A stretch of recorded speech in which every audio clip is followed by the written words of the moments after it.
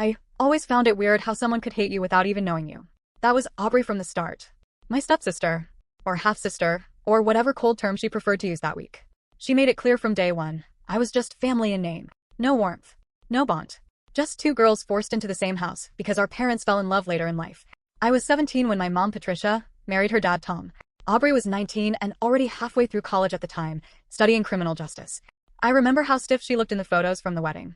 She stood at the edge of every group picture like she was being forced to participate in a work event she despised. Her smile never touched her eyes. The first conversation we ever had was in the kitchen, the morning after the wedding. I just made toast and was trying to find where the peanut butter was in the unfamiliar cabinets. She walked in, looked me up and down like I was an unwelcome guest, and said, "Don't touch my stuff." I blinked. "I was just looking for—" "I don't care," she interrupted. "This isn't some new sisterly fairy tale, okay? You're not my family. You're just some girl my dad married into." That was it. That set the tone. For the next 14 years. We never lived together for long. Aubrey went back to her college dorm after winter break and basically never came back for more than a weekend at a time. But even with the limited exposure, the tension was there. At family holidays, she'd barely acknowledge me. When she did, it was stiff, clipped, or sarcastic. I thought maybe time would fix it. People mellow out, right? But she never did. And our parents, they either didn't notice or chose not to. Mom would say things like, "Aubrey's just reserved," and Tom always brushed it off as, "She's independent."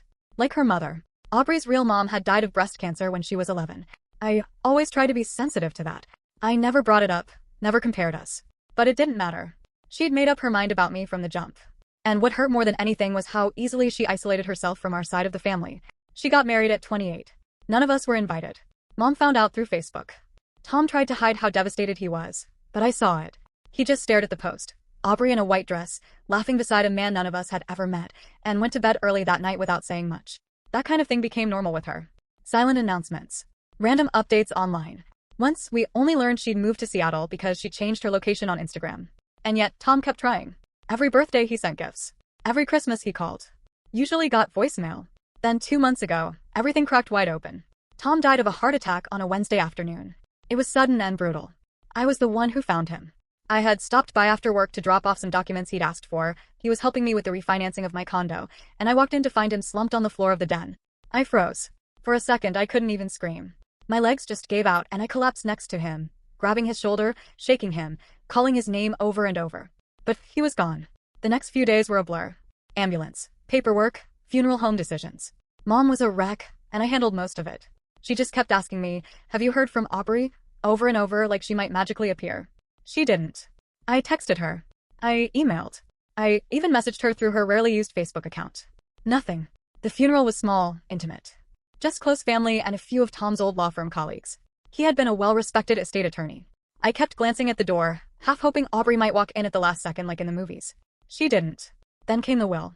Tom had left everything neatly prepared. It was exactly what I'd expected, until the lawyer, a man named Gregory Finch, handed me a sealed envelope. "This is a private letter," he said. "Tom wanted you to read it after the official proceedings." I sat in my car for 10 minutes before opening it. "Rachel, if you're reading this, I'm gone. I hope I told you this enough while I was alive, but I'm proud of you. You've always been thoughtful, patient, and strong, and I consider you as much my daughter as Aubrey." Which brings me to what I have to say next. There are things about Aubrey you don't know. Things I've kept from your mother, too. About a year ago, Aubrey contacted me. She was in trouble. Serious trouble. Legal trouble. She wouldn't tell me everything, but she asked for a large sum of money, and not for the first time. I gave it to her. Against my better judgment. She's hiding more than distance. I kept records. If something happens to me, I want you to look in the blue lockbox in the attic. The combination is your birth date backwards. Take care of your mother. Love. Tom. My hands were shaking by the time I finished reading. I drove straight back to the house. The attic was a mess. Dusty boxes, broken lamps, old ski gear. But tucked in the corner under an old blanket was the lockbox. I punched in my birth date backward, 1290, and the lid popped open. Inside were 2 thick manila folders, a flash drive, and a small notebook. I opened one folder. It contained a series of wire transfers, all to an account under the name Oceanfield Consulting. I didn't recognize the name, but the amounts were staggering. $40,000, then 75, then 120. Over $400,000 in total, all over the past 2 years. The second folder had printed emails between Tom and someone with the username amgray17. The language was vague but panicked. Phrases like, "They're onto me," and "I need to disappear." And then, chillingly, "If this comes out, I could go to prison." The flash drive contained a backup of those emails and some audio recordings. I listened to one. It was a call between Tom and Aubrey. She was crying. I didn't know Dad, I swear. I thought they were legit investors. You forged a signature, Aubrey. That's a felony. Silence. I'm trying to fix it, she finally whispered. Please don't tell anyone. I sat in that attic for hours, just going through everything over and over. What the hell had she gotten involved in? I didn't know what to do. Part of me wanted to call the police. But another part of me, the part that remembered how much Tom loved her despite everything, hesitated. So instead, I tracked her down. It wasn't hard. Her Instagram had been quiet, but her husband, Jonah, was tagged in a photo at some fundraiser in San Diego just a few weeks ago. I looked up the venue, found the list of guests, and got his consulting firm's contact info. I called the office. A receptionist answered. Hi, I'm looking for Jonah Whitmore. I think he attended the Compass Bay fundraiser? Sure, she chirped. One moment. Then a new voice came on. Male polite. Jonah Whitmore speaking. I froze for a moment. Then, hi. This is Rachel. Aubrey's sister. Silence. Then, hi. I didn't realize she had one. Of course she didn't mention me. I need to talk to her. It's about Tom. I heard a pause. Then he sighed. She's not here right now. Honestly, she's been difficult lately. Look, if you're family, maybe you can get through to her. She's paranoid. She thinks someone's following her. Is someone? I don't know, he said tiredly.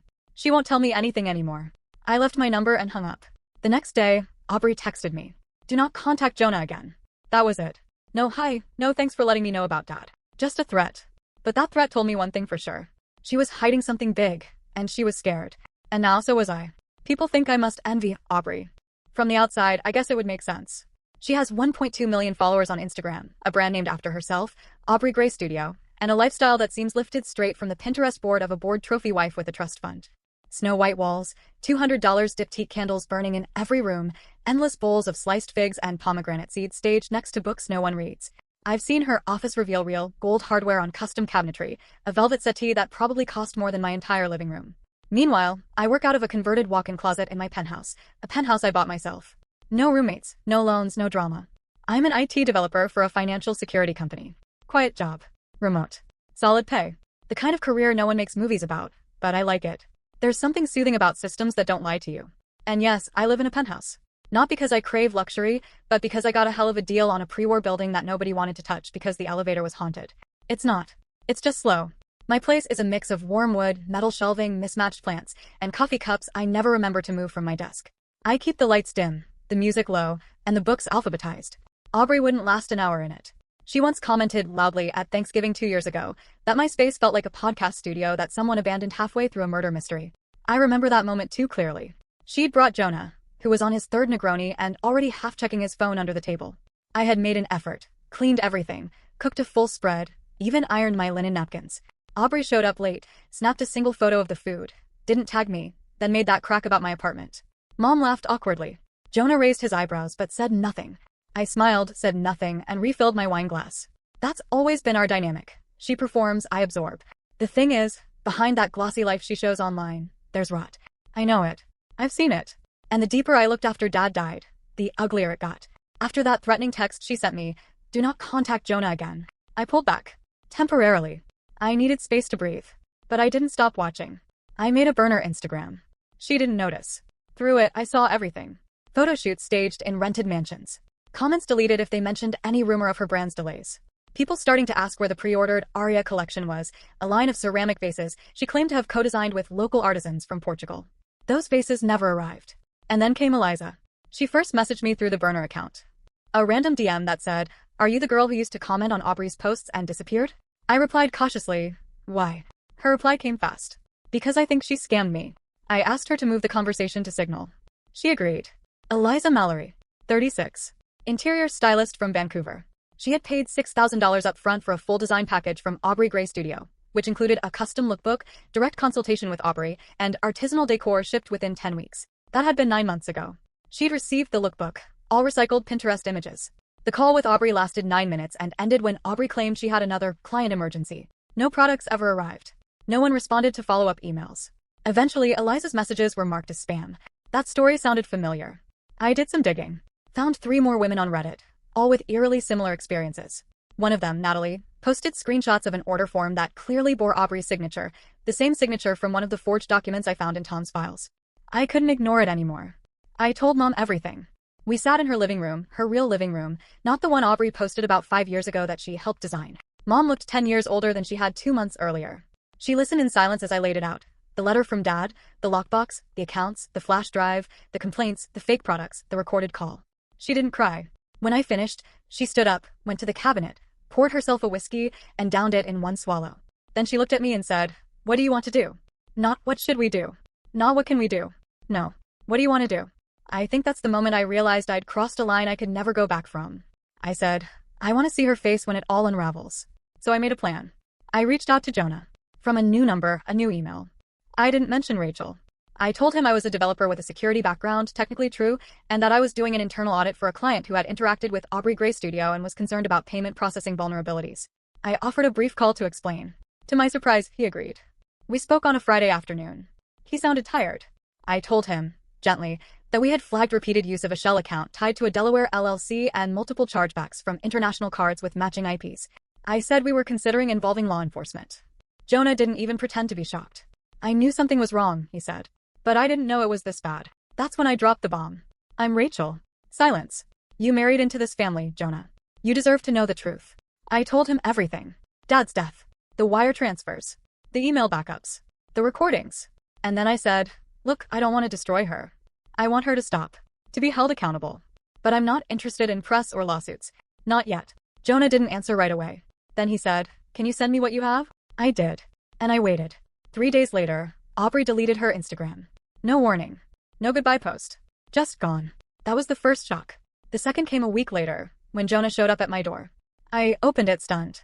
He looked completely different. Unshaven, dark circles, a duffel bag slung over one shoulder. "She disappeared," he said. "Left me a note that said, 'Don't follow me. This is for your own good.' She cleaned out our savings.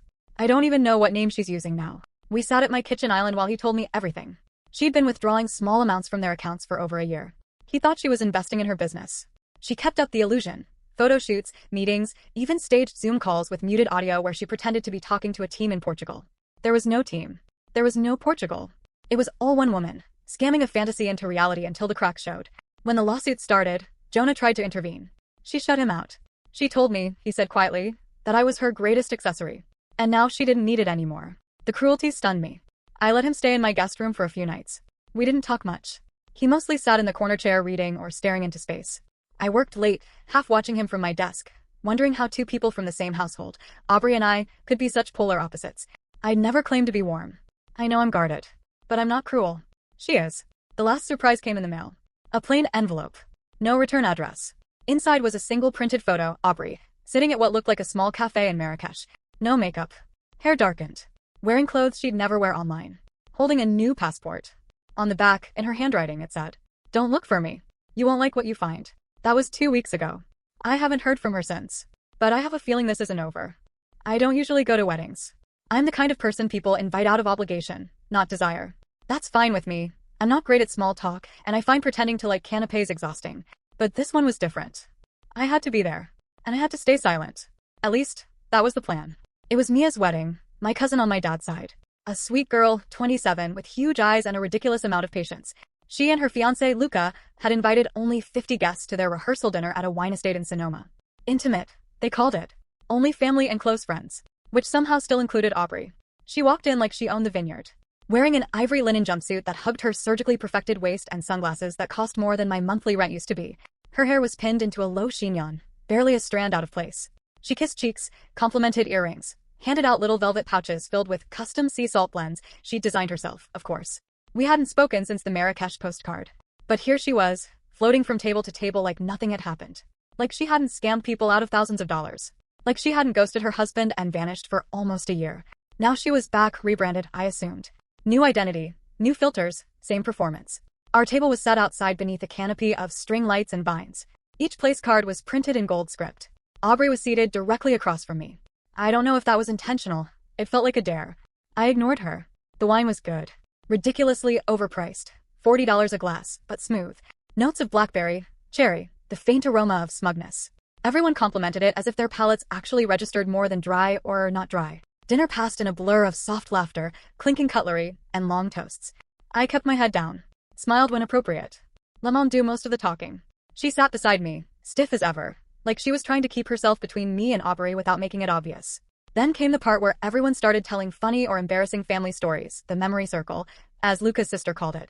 Someone talked about the time Grandpa Charles fell into the lake in a tuxedo. Another story about Mia stealing a goat from a petting zoo when she was 5. Light-hearted, easy things. No one crossed any lines. Until Aubrey picked up her glass, tilted it lazily, and said with a half-smile, "Every family has a black sheep. And we all know who it is." The table fell quiet. It wasn't loud. It wasn't angry. But it cut through the laughter like a scalpel. My chest locked up. I didn't blink. I didn't flinch. I just sipped my wine. She didn't look at me directly. She never does when she's being cruel. She smiled over her glass, eyes half-lidded, pretending to be clever. Pretending it was just a joke. Everyone knew it wasn't. I said nothing. Because if I'd spoken, I wouldn't have stopped. Instead, I stared at my plate, duck confit over truffle mash, and focused on the smell. On anything but her. And in that silence, I made a decision. This time, I wouldn't forgive her. No quiet retreat. No let it go. No leaning on therapy tricks about boundaries and letting things slide. No more that's just how she is. I was done. I left before dessert. Told Mom I wasn't feeling well, that I'd see her tomorrow. She didn't argue. I think she knew. Back in my hotel room, a minimal little suite with olive green curtains and a view of the vineyard, I opened my laptop and pulled up the encrypted files I'd saved over a year ago. The ones I promised myself I'd never use. But Aubrey had crossed the line for the last time. You can only call someone worthless so many times before they show you what they're worth. I spent the entire night going through the documents again. Banking records, fake invoices, the Portuguese shipping scam, even the digital paper trail she left when she created fake reviews using burner accounts. There was enough to bury her brand again. Permanently this time. But I wanted more. I started digging into her new online identity. She had scrubbed almost everything from the old Aubrey Gray studio pages. The new name was Arden Lang. Same face, new tone, more healing energy, less high-end minimalist. Aesthetics for the spiritually bankrupt. Her new bio read, curator of intentional spaces. Building beauty from ashes. The irony made me laugh out loud. She had over 300,000 followers already. I found her new design website too, ardenlangliving.com. Same grift. Only now, the products were reclaimed crystal centerpieces and meditation silks. Prices ranged from $400 to $1,200. All pre-order only. All shipping in 6 to 8 weeks. I needed someone inside. That's when I found Margot. Margot Sinclair had once been a partner in a small design firm in Palm Springs. Aubrey, as Arden, had hired her last fall as a creative consultant before quietly pushing her out 3 months later. No warning. No final paycheck. Margot had left one cryptic tweet in February. "Don't trust the people who talk about energy cleansing the loudest. Some of them are just hiding the dirt." I sent her a message. Told her who I was. Offered proof. She agreed to meet me in person, neutral ground, a coffee shop near Griffith Park in LA. She showed up in jeans and a loose cardigan, looking wary but open. "I should have trusted my gut," she said after I told her everything. She was always dodging questions about payment logistics. And she hated when I asked about the actual supply chain. Said I wasn't vibing with her business vision. She had emails. Voicemails. One where Aubrey Arden screamed at a supplier for refusing to ship unbranded goods under her label. Margot gave me a full dump of her correspondence. "I didn't go to the authorities," she said. "Honestly, I didn't think anyone would care. She's good at spinning the narrative." "Not this time," I said. My next step was tracking down a woman named Lala Abbasi, a former supplier based in New Mexico who had tried to sue Aubrey last year for breach of contract. The case had been dropped after an out-of-court settlement. But Lala was still angry. "I got $12,000 out of her," she told me over the phone. "But I lost nearly $30,000 in production costs." She kept promising orders that never came. Then she ghosted me. Lala agreed to send over documentation. Emails. Contracts. Shipping labels never paid for. It was all there. With Margot and Lala's help, I compiled a file that was over 200 pages long. It didn't just show shady business, it showed fraud, intentional misrepresentation, pattern of financial deception, multiple identities, multiple grifts. I booked an appointment with a legal investigator named Connor Leith, someone who specialized in financial crimes tied to influencer culture. He wasn't cheap, but he was good. I gave him everything. Names, dates, files, context. He sat there flipping through the folder and muttered, "Jesus Christ." Then he looked up at me and said, "You want to press charges?" "No," I said. "Not yet. I want exposure. And I want her to lose everything first." He leaned back. "You sure you're not a lawyer?" "No," I said. "Just tired." We agreed on a strategy. A soft media leak. Controlled, factual, traceable. Connor had contacts in digital journalism. A few days later, a piece appeared on a site called Subsurface. Headline, "The Ghost Designer. How Arden Lang Built a Business on Lies." It didn't use my name. It didn't trace back to me. But it had everything. The post went viral. People came forward. Dozens of them. More burner emails. More fake tracking numbers. A teacher from Ohio who paid $900 for a silk meditation runner that never arrived. A yoga studio owner who was ghosted after sending $3,000 for visual energy alignment. Influencer watchdog accounts picked it up. Comments flooded in. Her follower count dropped by tens of thousands within a week. Her site went down. She posted one final video, shaky voice, no filter, just her in soft lighting claiming she was stepping back from her platform to protect her peace. And that was it. That night, back in my apartment, I sat by the window with a glass of whiskey. No dramatic music. No slow clap. Just silence. But for the first time in years, it wasn't bitter. It was clean. She wanted to call me the black sheep? Fine. But black sheep bite back. Revenge doesn't always have to be dramatic. It doesn't need fire or screaming or slam doors. Sometimes it just needs a label printer, one photo, and the right whisper at the right time. After the rehearsal dinner, after Aubrey's black sheep comment settled into the bones of everyone at that table, I realized something. If I exploded, I would be called unstable. If I ignored it, I'd just keep absorbing it like always. But if I planned it, quiet, targeted, intentional, then I could make her feel every inch of discomfort she ever threw at me, without a single raised voice. I didn't want to destroy her. I wanted to inconvenience her in ways she couldn't prove. It started with the programs. Mia had asked me to help finalize the wedding materials, printed itineraries, seating charts, welcome bags. She knew I was good with formatting, and she was overwhelmed. I offered gladly. I even came early to the estate the morning of print day, before anyone else, so I could be alone with the files. The welcome packet included a wedding party introduction page. Full color. Fancy script fonts. Little bios. Under Maid of Honor, Aubrey Lang, I made a small adjustment. I changed her middle name from Aubrey Elise Lang to Aubrey Blame Lang. No one noticed. No one double-checked. It looked just elegant enough to be real, Blame printed in a soft pearl ink under her headshot. It was subtle. But the minute someone clocked it, the whispering began. By the time the guests started arriving that afternoon, people were murmuring things like, "Is that a typo? No, it's printed that way on the tote bags too." That's unfortunate. Aubrey didn't even see it until dinner. She cornered me near the fire pit. "What the hell is this?" she hissed, holding the welcome bag insert like it had personally offended her. I blinked, all fake confusion. "What do you mean?" "My name. You printed my middle name as Blame." I widened my eyes. "Oh no. I used the file Mia sent me. Maybe it auto-corrected in the font?" That script file kept dropping letters, remember? She looked murderous, but she couldn't argue without looking petty. So she walked away, and I smiled into my glass of wine. The next strike came with an Instagram story. I don't post often. My feed is mostly black and white city shots and the occasional plant update. But I knew exactly how Aubrey monitored everyone's online presence. She was obsessive about brand image. So I posted a story. 10 seconds long. Muted audio. A video of the wedding venue's hallway, dim lighting, a table full of makeup bags, and a bouquet tipped over. Text overlay, stressed bridezilla energy. I deleted it after 10 seconds. But it was up long enough. I knew someone would screenshot it, probably Georgia, one of the other bridesmaids, who lived for drama and had already been whispering about Aubrey's constant demands. Georgia had once worked in PR, and she couldn't resist a digital paper trail.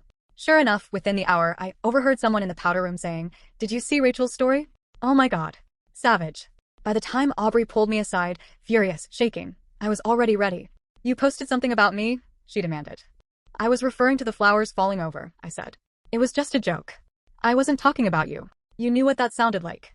"Maybe," I said, smiling slightly. "But maybe you shouldn't be so sensitive." That hit harder than a slap. Because the one thing Aubrey couldn't stand was being told she was emotional. Her entire curated brand relied on the illusion of poise. From then on, she hovered behind me at every event, waiting for the next blow. It kept her off balance, which made the next part even more satisfying. See, the wedding planner Casey had asked me to help manage the photo timeline, not because I'm organized, but because Aubrey had stressed her out to the point of tears during the last call. "I just need someone calm," she had said. "Calm I could do. And chaos I could manufacture." The morning of the wedding, I accidentally gave the photographer Marcus, a painfully sincere guy from Chicago, the revised version of the schedule. The one where I'd flipped the bridal portraits and the family group shots. Then, I waited until everyone was dressed and out on the lawn before I told Aubrey that the timing had changed. She panicked. She wasn't wearing the earrings Mia had picked out yet. She'd planned to put them on after portraits.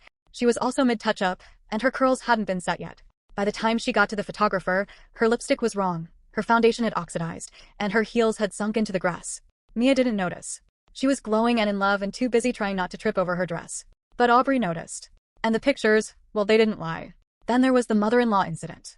Luca's mom, Ingrid, was a sharp, elegant woman from Copenhagen who ran a textile import business and spoke 5 languages. She had the type of quiet class that made Aubrey squirm. At the final brunch before the wedding, Ingrid complimented the bridesmaids' minimalist robes. I leaned in and said, oh so casually, "Funny, Aubrey actually said you'd probably think they were too plain." Ingrid raised an eyebrow. "She said that?" "I'm sure she didn't mean anything," I said quickly. "She just said you had a very particular taste." Later that night, Aubrey stormed into the bridal suite. "You're trying to sabotage me," she said through gritted teeth. I shrugged. "No. But you made it clear. Every family has a black sheep. You said so yourself." "You're insane." "I'm thorough," I said. She didn't speak to me for the rest of the night. But by then, the damage had been done. Small things. Microscopic. But when they stack, they build. The robe comment planted a seed with Ingrid. The name typo seeded doubt in Mia. The Instagram story added tension to the other bridesmaids. The photo schedule shook her control. By the time she gave her maid of honor toast, her hands were shaking. Her voice cracked. She made 3 nervous jokes no one laughed at. And when she accidentally knocked over her champagne flute mid-sentence, the gasp that followed wasn't shock. It was satisfaction. No one helped her clean it up. That night, I went back to my hotel room, took off my shoes, and sat cross-legged on the carpet, staring out at the Vineyard Hills. I didn't feel triumphant. I didn't feel guilty. I felt level. For the first time in years, I was finally playing her game and winning. She would never prove any of it, but she would remember every moment. That was the point. Subtle, precise, and permanent. You never really know the power of silence until you watch someone else scream themselves into oblivion. After the wedding, things moved fast, like too fast, like watching a train gain speed on tracks that aren't finished yet. It started with the florist. To be fair, she wasn't the main florist. The main guy, Emile, had fallen sick with food poisoning the night before and sent his assistant Camilla in his place. Camilla was maybe 22, fresh out of design school, and visibly terrified of Aubrey from the second she walked in. And of course, that's the kind of energy Aubrey could smell from a mile away. I wasn't even trying to sabotage anything that day. I had already done my part. But when I overheard Camilla timidly ask Aubrey where she'd prefer the hanging peonies to be placed near the altar, I felt a chill. Aubrey exploded. "You're asking me that now," she snapped. "Did you even read the plan Emile sent you? Or are you just improvising? Because it looks like you're improvising, and you should know better than to show up here unprepared." Camilla apologized, twice, 3 times, backing away like she was about to cry. Someone tried to calm Aubrey down. I think it was Georgia again, but Aubrey kept going. "No one has time to babysit you, okay? I'm not going to stand here and watch this disaster unfold because you can't read a brief." She was loud. Not screaming, but loud enough that it carried. Loud enough that when she turned, flushed and furious, she didn't notice the teen cousin of Luca's, Harper, 13, clutching her phone like it was oxygen, standing just a few feet away, filming the whole thing. I don't know if Harper posted it first or sent it to someone who did. All I know is that by the time we got back from the post-wedding brunch the next day, my phone had 8 unread messages. 2 from coworkers. 1 from my neighbor.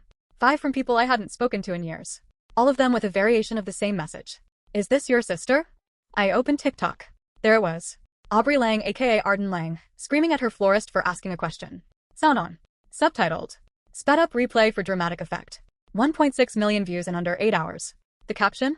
Imagine paying $40,000 for flowers just to yell at a college student. #BlameLang, #weddingfail.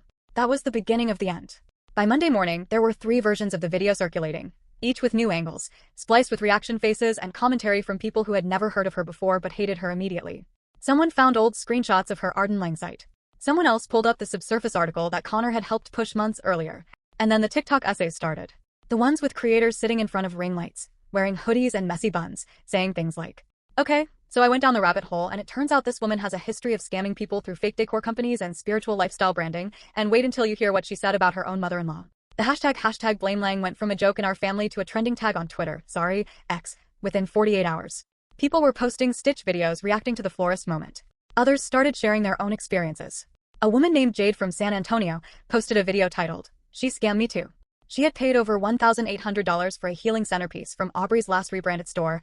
It never arrived, and she never got a refund. Her story got picked up by a podcast called Influence Breakdown, hosted by 2 former digital marketers named Lexi and Sean. That's when it snowballed. Because Lexi, who clearly did her research, laid everything out in chronological order, down to the faked Portuguese sourcing and the name change. She included the voice clips, the screenshots. She even mentioned the now infamous wedding programs where Aubrey's name was printed as Aubrey Blamelang. Intentional? Lexi asked in the episode. Who knows? But poetic? Absolutely. That episode hit 200K listens in 3 days. Every brand that had recently signed with Aubrey, or Arden, started backing away. One of the first was Sealed Blue Home, a candle company that had just announced a $40,000 collaboration with her on Moonphase Scent Narratives. Their statement was cautious but clear. "We are temporarily suspending our partnership with Arden Lang following new information that has surfaced online." Then came Everloom Textiles, a sustainable linen brand that had already shot 2 campaigns with her. "We were unaware of past allegations and are pausing all projects until further notice." 3 days later, Nova Skins, a clean skincare brand that had booked her for an exclusive influencer retreat in Positano, canceled the trip altogether. One of their execs posted a cryptic quote to her story. "Energy doesn't lie. Watch what people do when they think no one's watching." It was carnage. Aubrey went dark again, deleted her latest Instagram account within a week. But that only fueled the speculation. Reddit threads popped up dissecting her old content, analyzing background props in her photos to figure out which ones were staged in albums and which were stock images. Someone even found a Fiverr account tied to her email from 3 years ago, where she'd hired a woman to write fake customer reviews under the name Reva Moore. It didn't take long before ex-collaborators started speaking out too. One of the most unexpected was Jonah, her ex-husband. He went on the This Is Not a Drill podcast, a platform for whistleblowers and industry messes, using only his first name, but anyone paying attention knew who he was. He didn't spill everything. I don't think he wanted to pile on, but he said enough. She cared more about the illusion than the product, he said quietly. Everything had to look effortless, but behind the scenes it was chaos. The kind of chaos that eats people alive. Even Camilla, the florist's assistant, did an interview. She cried, talking about how humiliated she felt being screamed at in front of strangers. She mentioned how she almost quit the industry because of it. Her video response to the backlash against Aubrey was so heartfelt that she gained 50,000 followers overnight and started her own floral TikTok. She's doing fine now. Aubrey, not so much. Every time someone thought she'd hit bottom, a new layer peeled back. Someone dug up a cease and desist letter she sent a former assistant, threatening legal action over brand confidentiality violations. The assistant, Liv, went public with her own story. I once watched her make a fake Zoom call, Liv said in a follow-up TikTok. She sat in front of the computer pretending to nod and smile, with the screen off. Then she hung up and said, well, that'll keep them busy for a week. It didn't stop there. A private Facebook group for small designers compiled a list of warning signs based on Aubrey's behavior. The pinned post was titled, Spot the Scam, Arden/Aubrey Edition. I didn't speak to anyone directly. I didn't feed the fire. But I watched. And honestly, I felt nothing. Not guilt. Not triumph. Just a deep, bone-settled rightness. This wasn't sabotage. It was exposure. She was the one who planted the seeds. With every lie, every insult, every moment she tried to make me smaller. I didn't make her yell at the florist. I didn't fake a single receipt. All I did was stop shielding her from the consequences she spent her life avoiding. She told everyone I was the black sheep. And now, the flock turned on her. I didn't expect it to go that far. I didn't expect the headlines, the screenshots, the podcast episodes named after her, the slow leak of text messages from former assistants and brand reps. I didn't expect a TikTok hashtag to do more damage than any lawsuit ever could. But I watched it happen, not gleeful, not smug, just observant. And when the public humiliation shifted into her personal life, when the lights turned inward, I didn't blink. It had always been inevitable. Brandon was her husband, a name I'd only heard in passing before the whole wedding debacle. He'd kept a low profile until now. I knew from old family gossip that they got married quickly, under a year of dating, after Aubrey had returned from her Marrakesh retreat, a polite euphemism for the months she spent hiding from the fallout of her fraudulent business ventures. Brandon was in real estate. Commercial leasing mostly, based in San Diego. Quiet, tall, always in pressed shirts and neutral tones. I met him only once at a family barbecue Mom forced Aubrey to attend, and we exchanged maybe 8 words total. He didn't talk much. He seemed exhausted even then. After the wedding scandal and the viral TikToks, I figured he'd do what Jonah did, vanish. But he didn't. He held the line. At first. The day the florist video hit 1 million views, Aubrey posted a statement to her new backup account, one with only 40K followers and a soft beige aesthetic. It was a screenshot of the Notes app, of course. I am deeply sorry for how I handled a difficult moment. I'm human, and I reacted poorly. This is not reflective of who I am. It was too late. And too vague. Brandon, according to a cousin who kept in touch with people in San Diego's art district, didn't say anything publicly. But internally, something was shifting. He stopped appearing in her content. She used to post staged Sunday morning shots of them in bed, his arm just visible under a cream linen sheet. Photos of his favorite lemon scones in curated brunch spreads. All of that vanished. Then came the first whisper. A video from a user named @MiniMavenWest, filmed at a designer pop-up in La Jolla. The creator, a lifestyle influencer, had panned the camera across the crowd, capturing a brief, unscripted moment. Brandon, standing by a wall, jaw tight, visibly annoyed, while Aubrey fussed with her lighting setup. The caption? Her husband looks like he's dying inside. That video hit 200K likes overnight. I didn't repost it. I didn't need to. The internet did the work for me. A week later, another moment surfaced. Someone in a design forum claimed to be friends with one of Brandon's coworkers. According to them, Brandon had requested to work remotely to clear his head, citing household instability. The post was anonymous. But the language? It stuck. And then, about 2 weeks after that, I got a text from Mom. Did you hear about Brandon? No. But I was about to. I didn't go digging. I didn't have to. Someone sent me a clip from a podcast called The Soft Edit. 2 former beauty editors were discussing influencer burnout, and Aubrey's name came up. Apparently, one of them said, her husband asked her to take a break from social media. And she said, quote, online is who I am. And that was it. That quote spread like wildfire. Online is who I am. It became a meme. A punchline. People started using it to caption random things. Messy breakups, bad dye jobs, off-key singing in reels. A massive thread on Twitter compiled the most absurd uses of the quote. It trended for 2 days. And quietly, behind the scenes, Brandon moved out. I heard it first from Cam, a college friend of mine who now worked in corporate leasing in San Diego. "You're not going to believe this," she said during a late-night call. "But Aubrey's husband? He just rented a furnished condo downtown. Month to month. Paid 3 months up front." Brandon. Yep. Said he needed space from a media crisis at home. That was literally what he wrote on the intake form. I leaned back in my chair and stared at the ceiling. It didn't feel like victory. It felt like inevitability. That same week, Aubrey started posting cryptic stories, black screens with white text. "Growth comes through fire. Not everyone deserves your truth. He who leaves doesn't understand the journey." He. Not they. Not vague. She was pointing directly at him now. But it wasn't working. People didn't sympathize. They screenshotted, memed, and moved on. Her comment sections were either empty or filled with, "This ain't it" reactions. Her follower count dropped below 30K. Then came the final blow. Brandon filed for divorce. Officially. Publicly. It started as a quiet court record, a PDF that someone in the San Diego Public Records Office posted to Reddit under r/influencer gossip. Then it was picked up by a freelance journalist from an independent Substack. Subject: The fall of Aubrey Lang. Husband files for divorce amid media spiral. The article quoted the paperwork directly. Irreconcilable differences arising from repeated public misrepresentation, emotional distress, and refusal to disengage from high-conflict online behavior. I had never seen a more clinical takedown. It was perfect. I didn't respond publicly. I never did. But quietly I told Mom. She sighed. "Do you think she'll land on her feet?" "I think she'll try," I said. "But people remember now." And they did. The internet has a short attention span, sure. But not when it comes to hypocrisy, arrogance, or influencers who lie. Aubrey hit all three. Even Georgia, yes that Georgia, posted a TikTok of her own, finally spilling everything she'd held in for years. A full 10-minute video called, "I was her bridesmaid and I should have said something sooner." She talked about Aubrey's temper, the obsessive control, the way she manipulated even small events to make herself the star. "My breaking point," she said, was when she told her own sister, Rachel, that every family has a black sheep. I saw Rachel freeze. And I should have defended her. But I didn't. So this is me saying it now. Rachel, you didn't deserve that.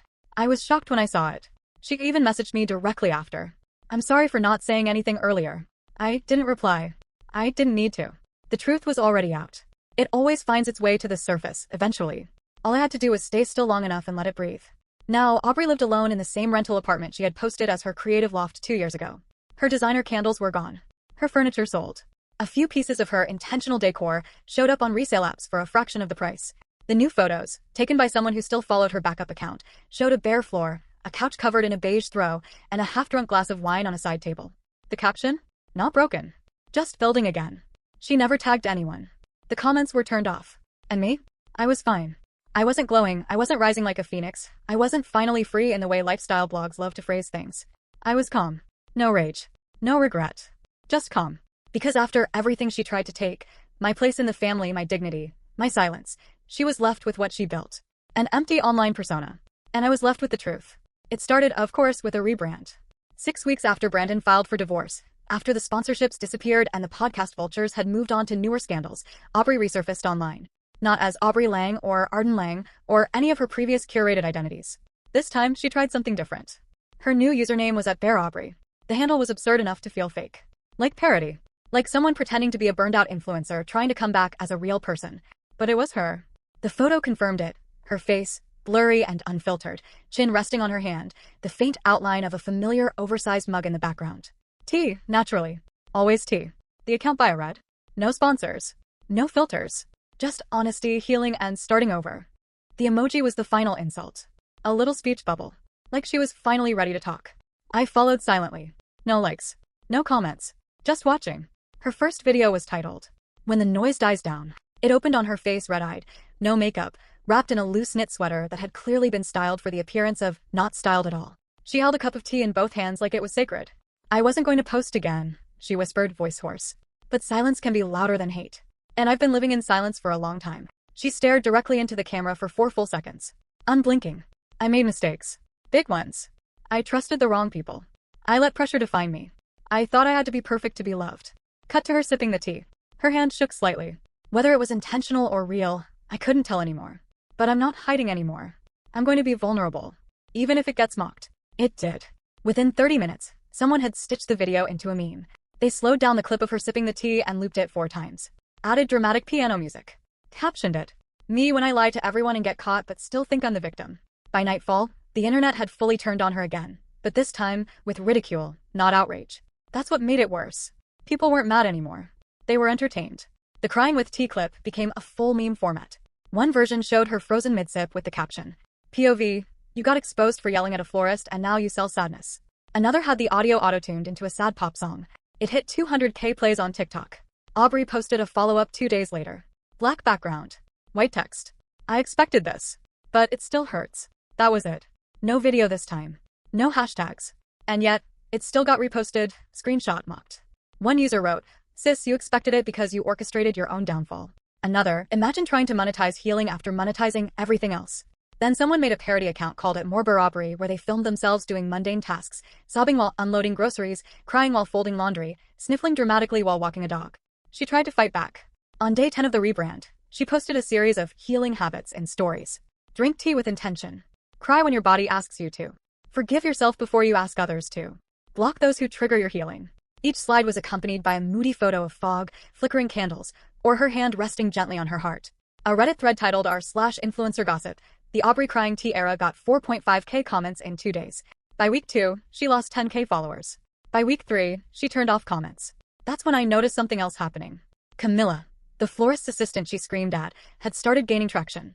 Her video telling her side of the story went from 14K to 480K views in a week. But more than that, people were supporting her work. She began posting behind-the-scenes clips of actual weddings she helped style. Real events. Real people. Actual florals, not AI-rendered Pinterest boards. People were into it. One of her videos, showing her making a bouquet from leftover stems and kitchen herbs, went viral. It got shared in a wedding planning forum and re-uploaded by a major design account on Instagram. I watched it all unfold and decided, quietly, to help. Anonymously. I created an account. Just a clean burner profile. No name, no identifying photos. And I started tagging wedding pages in Camilla's content. I wrote detailed comments under different aliases about her organic composition technique and how Camilla's palette control reminds me of early Iris Van Herpen, but in florals. People started quoting those phrases. Within 2 weeks, Camilla got booked for 2 new weddings. One of them in Napa. I reached out through a burner email and sent her some free SEO tips and ad strategy, pretending to be a fan who used to work in tech marketing. She never replied. But I saw the changes almost immediately. Her page got cleaner. Her hashtags got smarter. She added alt text for accessibility.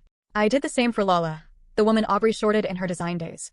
Lala had started a textile line called Threadhaven, selling small batch hand-dyed linen. It was good. Quiet. Beautiful, raw. But no traction. So I posted a review in a forum for boutique decorators, praising the weave quality and storytelling in her packaging. Then I messaged 3 wedding stylists with micro-followings and sent them discount codes to try Lala samples. They posted about it within a week. Lala's following doubled in 4 days. I saw her repost stories thanking people for the unexpected support. She sounded surprised. She didn't know where it came from. She didn't need to. Meanwhile, Aubrey's reach was evaporating in real time. She tried doing a podcast. Called it The Becoming. She lasted 3 episodes. Episode 1 was a rehash of her crying tea video, this time with breathy narration. Episode 2 was about the pain of being misunderstood. Episode 3? A 12-minute meditation where she said nothing but inhale peace, exhale shame. She deleted the account 3 days later. Her last post on it, Bare Aubrey, came quietly one night. No audio. Just a boomerang of the ocean from a cliffside and a caption. I'm going offline for a while. Be kind to each other. That was it. No apology. No ownership. No thanks to her fans. Just a final vague whisper into the void. And the silence that followed wasn't solemn. It was relief. Because the world didn't need another manipulated comeback arc. It needed something real. And for the first time, the people she used, Camilla, Lala, even Georgia, were finally being seen. Not as footnotes in someone else's brand story, but as people. Aubrey thought online is who I am was a declaration. But all it did was make her disposable. It came on a Tuesday. The voice message first, then the letter, a day later. I hadn't thought about her in weeks. After the failed rebrand, the deleted podcast, the meme cycles and copycat accounts, Aubrey had vanished completely. Not just from the public eye. Even the gossip forums stopped mentioning her. She didn't return to Instagram. Didn't start a Substack. No one tagged her in Reels anymore. It was like she'd finally learned how to disappear. So when I saw the voice message notification from an unknown number, no profile photo, just the name Aubrey's new in lowercase, my body stiffened. I stood at the edge of my kitchen, phone in hand, thumb hovering. I should have deleted it. I didn't owe her curiosity, but I played it anyway. Her voice was quieter than I remembered. No flair. No high-gloss tone. Just flat, brittle. Rachel, I'm not expecting you to listen to this, but if you are, thank you. I'm sending you something in the mail. A letter. I didn't want to email it. I needed to say it one last time. A long pause. A breath. I know I hurt you. I know I humiliated you. I made you my target because I thought you were safe. You were always steady, and that scared me. You didn't need applause. You didn't unravel. I couldn't figure out how to exist next to that without turning it into a joke. Her voice cracked then, like she was trying not to cry. You were the only person in our family who didn't pretend. And I treated that like weakness. I see now that it was the opposite. You weren't silent because you had nothing to say. You were silent because you didn't need to scream to be real. Another pause. I know you don't want to hear from me. I won't send another message. This isn't about forgiveness. It's just something I had to say. For what it's worth. I hope you're okay. That was it. 2 minutes and 13 seconds. I played it once. Then again. Then put the phone face down on the counter and stared at the wall for what felt like 10 minutes straight. Not out of shock, but because I had no reaction at all. The letter came the next day. Heavy envelope. Real stamps. No return address, but I knew the handwriting. Aubrey's signature block letters. Always sharp, almost architectural. The kind of writing someone learns in private school art class when presentation still meant something. I opened it slowly. Inside was 2 pages. Cream stationery. No branding. Rachel. I never knew how to talk to you. I still don't. But I know I owe you more than silence, more than excuses, more than a vague apology buried in some social media post no one reads. You were always everything I told myself I didn't need to be. Stable. Quiet. Independent. You didn't orbit anyone. You didn't chase approval. And I hated you for it. Not because you did anything wrong, but because you reflected back everything I wasn't. I spent so long building identities I could hide behind. And you just existed. I think I made you my target because you wouldn't fight back. That made it easy. That made it controllable. I never had to win with you. I just had to keep you quiet enough that no one saw what I was really doing. But you weren't weak. You were just waiting. And when everything came down, you didn't attack me. You didn't mock me. You let the truth speak. I'll never ask you for forgiveness. I don't deserve it. But I want you to know, the shame was never yours. I carried it. And now I live with it. Aubrey. I folded the letter, placed it back into the envelope, and set it on the table. Then I opened my laptop, typed a reply, and printed it out. I sent it through the same address she used, a temporary P.O. box, probably rented with cash. She never wrote back again. But I know she read it. Aubrey. The real shame is not the one who is ridiculed. It is the one who loses their humanity for the sake of an image. You didn't hurt me because you hated me. You hurt me because you hated what I made you feel, and I made you feel less. That wasn't mine to carry. I've set it down. I hope someday you can too. Rachel. After I sent it, I took a long walk through my neighborhood, past the coffee shop where I worked remote some mornings, into the little side park with the cracked bench no one sat on. It was quiet, warm, breezy in a way that made you believe the world had just washed itself clean. I sat on that bench for almost an hour. Not to reflect. Not to grieve. But just to exist.